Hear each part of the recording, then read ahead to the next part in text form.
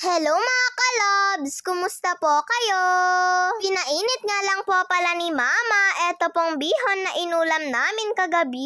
At eto na rin po pala yung inalmusal namin. Repolyo nga lang po yung gulay nito mga kalobs. Dahil yun nga lang po yung nabili ni Papa. Masarap nga po itong bihon kapag po umaga. At lalo na po kapag pinalaman sa tinapay. Dumating na rin po pala yung dalawang pinsan ko.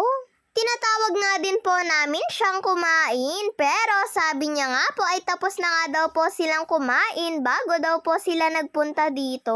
Kahapon nga po kasi yan at wala nga din daw po silang pasok. At ganun nga din po kami mga kalobs. Ayan nga at napainit na nga din po ni Mama eto pong bihon. At umuusok-usok pa nga po mga kalobs. Nagluto din po pala si Mama ng dalawang itlog para po sa amin ni Kuya.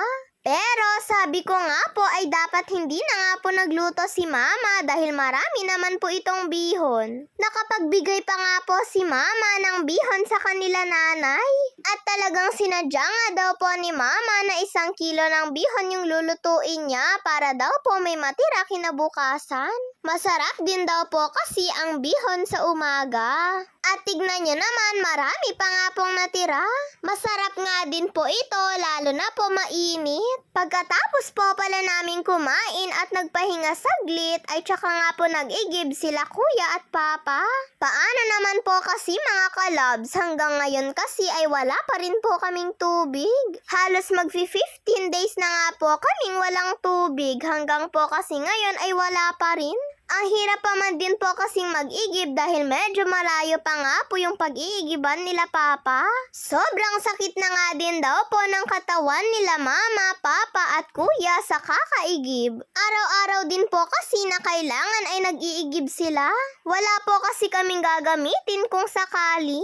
At nagluto na rin po pala si Mama nito pong patas ng baboy. Sinigang po pala yung luto na gagawin niya dito. Yung kalahati nga po nito ay niluto nga po yun ni Mama nung isang araw at yun nga po yung nilaga.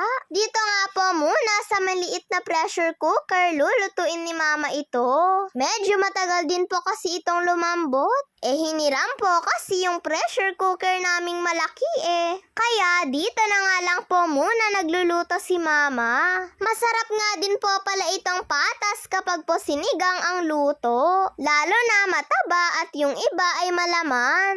At si Kuya na rin po pala yung nagsaing ng kanin. Madalas nga po kasi si Kuya ang tagasaing namin. Pero kapag kaya nga po ng oras ni Mama ay siya na nga po yung nagsasaing. Marunong naman na po si Kuya mga kalabs. At eto nga kumukulo na nga din po pala eto pong niluluto ni Mama.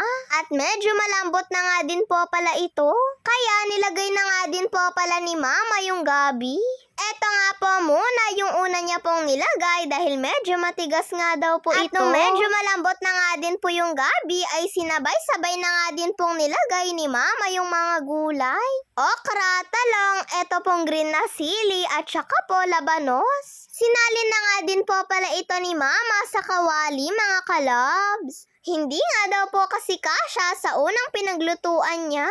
Maliit lang naman po kasi yun mga kalobs. Eto at nung luto na nga din po yung mga gulay na nilagay ni Mama, ay sinunod niya na nga din pong nilagay yung mga tangkay ng kangkong. Kangkong po kasi yung ihahalo ni Mama dito na gulay. Eto lang po kasi yung available na gulay sa amin. At nilagay na nga din po pala ni Mama yung pampaasim.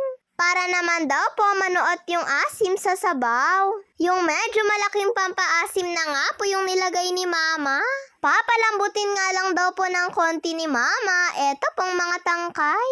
At nung lumambot na nga ay sinunod na nga din pong nilagay ni Mama yung mga dahon ng kangkong. 2 taling kangkong po pala yung nilagay ni Mama para daw po maraming gulay daw po talaga. At kapag naluto naman na daw po ito ay kumukunti na daw po. Kaya okay nga lang daw po mga kalabs. At talagang dinagdagan nga daw po ni Mama ito pong sabaw nito dahil alam niya nga daw pong mapaparami kami ng sabaw. Lalo na maasim po ito. Ayan nga at nung nakaluto na nga din po si Mama ay si Papa na nga din po yung unang tumikim nito. At syempre, ganun pa rin po pagkatapos magluto ay kakain po kaagad. Habang mainit-init pa nga po yung ulam, nagbigay na rin po pala si mama ng ulam nila nanay. O tara mga kalabs, kain na po tayo!